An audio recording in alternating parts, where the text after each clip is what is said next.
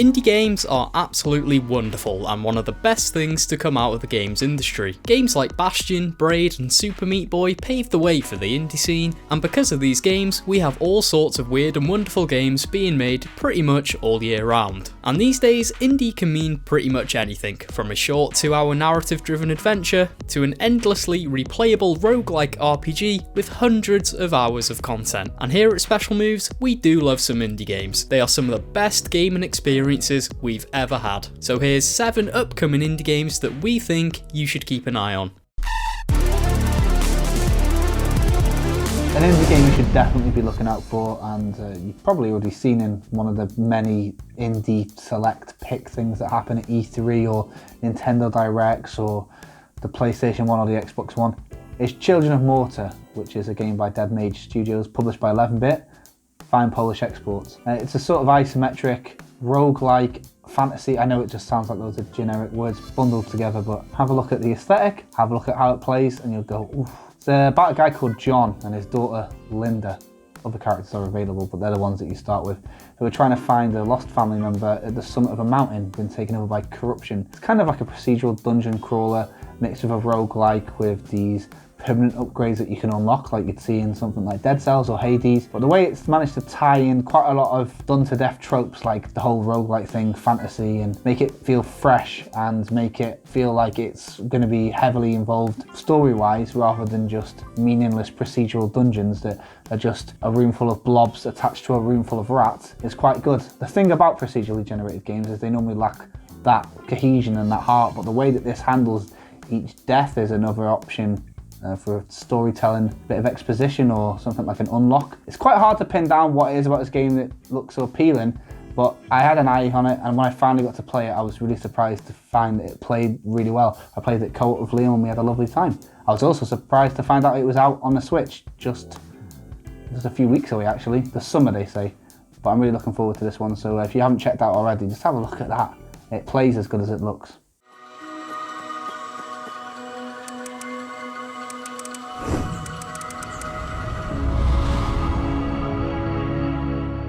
So one indie game that I definitely think you should have on your radar is a game called Nanotail or Nanotails.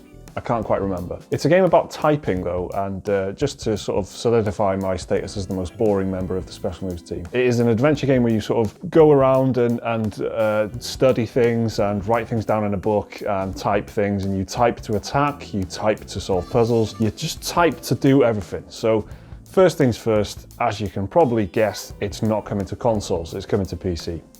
Sort of later this year, later 2019. But I played it recently and it was actually really like proper good, like really good combat. Like the puzzly element of having to panically sort of type out words, the way that they've figured that out is actually very clever. So you end up feeling sort of, you know, almost like wizardly, the way you sort of type different words together that have different effects. So you use the word like hot, for example, to do like fire spells, ice to do ice spells, and you can like say if that's going to be a ray, so it's going to be like a straight line, like a beam, and then you type as well to select which target that's on screen that you're going to shoot. So genuinely, just trust me, it's really good, okay?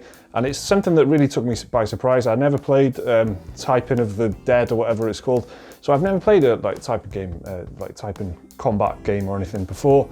And it just bloody works. The saddest thing about it is that it won't go it won't go anywhere except like PC and that, because like imagine typing that on your like Samsung flipping keyboard on your phone and that. Nah, mate, that's not happening.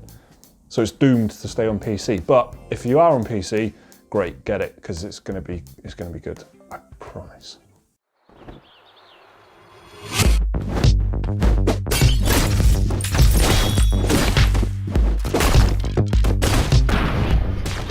So one indie game I think you should keep an eye out on is Katana Zero, which is developed by ASCIIsoft and published by Devolver Digital. So if you don't know what Katana Zero is, it's a stylish 2D action game, kind of similar to Hotline Miami, except this time instead of top-down levels, you're facing a 2D side-scrolling perspective, and you play as a cyberpunk samurai who's an assassin, and you go around taking out targets for some mysterious boss. So the basic gist of Katana Zero is you go on these stages, kind of like Hotline Miami, where you have to clear out all the enemies in a single stage, and you do it, and everything's like one hit kill, that's including the enemies and yourself, but you've got a sword, you can deflect bullets with that sword, you can also slow down time to help you get through environmental puzzles and to get around some of the tougher enemies. And weirdly enough, for a 2D action game, it also has quite an in-depth dialogue system which allows you to sort of change the course of the story a little bit. It's really this hyper stylish game that's coming out on PC and Nintendo Switch actually really rather soon. It's out on April the 18th,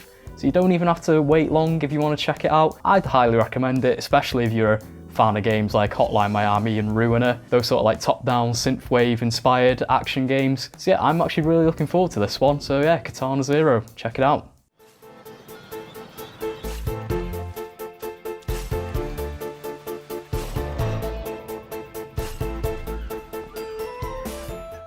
Another indie game you should be looking out for, I don't know how long you're going to be looking out for because it doesn't actually have a release date, is Knights and Bikes. It's made by Foam Sword Games, who are actually ex-Media Molecule, them from Little Big Planet. And it's a very interesting game, and like most indie games that are worth talking about, they seem to be unique in some way or another. It's, again, an isometric game, this time with a very strong Goonies vibe. It's got this sort of tearaway unfolded style aesthetic. As far as I know, it's been hand painted actually, but it's about two girls kicking up hell in some island in England in the 1980s, and it's got like a kind of Night in the Woods feel to it, but it feels like a lot more like a sort of mild peril PG film than some edgy cut myself with a neon light bulb Night in the Woods vibe.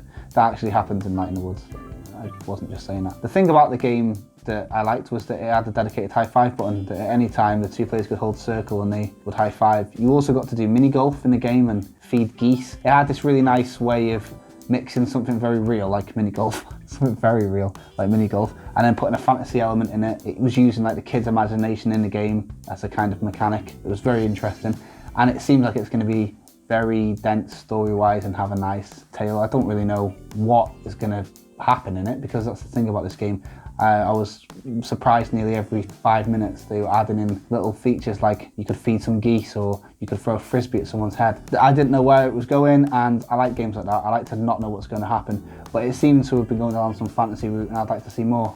It's got a really nice art style, and I'm not sure how it would work one player, but I was playing it two player and I had a really nice time. So yeah, Knights and Bikes. Who knows when it's coming out though.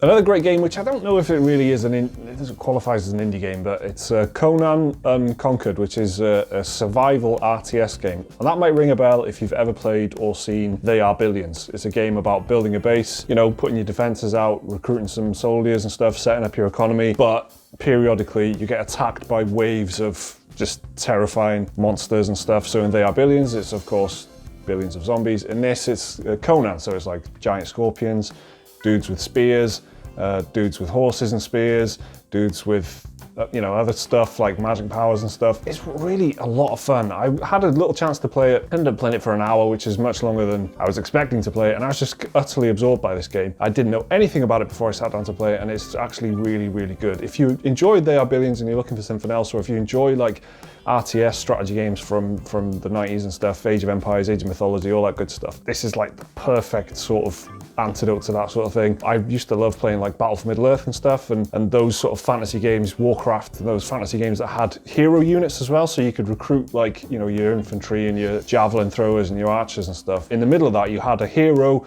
who had like loads more health and had like a special ability that you could use every now and then. This has got that in there as well. There's enemy hero units that are really tough to take down. It's also co-op, completely co-op, so you can build a base with you know, another person, and you have your own pools of resources, but you can split like your jobs basically. So you could have someone watch the west half, or someone watching the east half, or, you know, sort of divide responsibilities up like that. And the best thing about playing strategy games multiplayer is when you like send your dudes over to help your friend. I always love that feeling, like when you've just sort of, you've cleared up your bit, they're like struggling or whatever, so you send some dudes to help them out. That's like the best feeling, and that's what this entire game is about.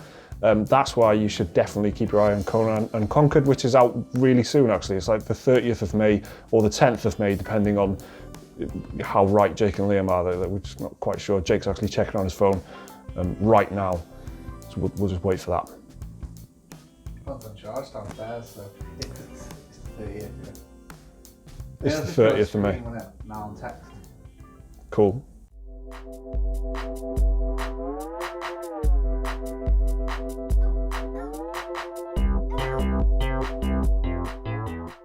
Another indie game I'm actually really looking forward to after getting the chance to play it is Fogs. So if you don't know what Fogs is, it's a game made by a company called CodeSync, and the basic premise of the game is you play as a dog and a dog that are attached on the same body. It's kind of like Cat Dog, if you remember that cartoon show, but basically you go around solving puzzles, and it's really meant to be played in co-op with each person controlling like one end of the dog, and you go around, you solve puzzles, do environmental tasks, you have to bring like items to NPCs, you have to creatively use light sources to get through darkness and stuff like that, and it's just this really charming game that's very funny, very silly sense of humour. I'm actually not sure when it's out, but yeah, check it out if you haven't. It's a really fun, family-friendly game for everyone.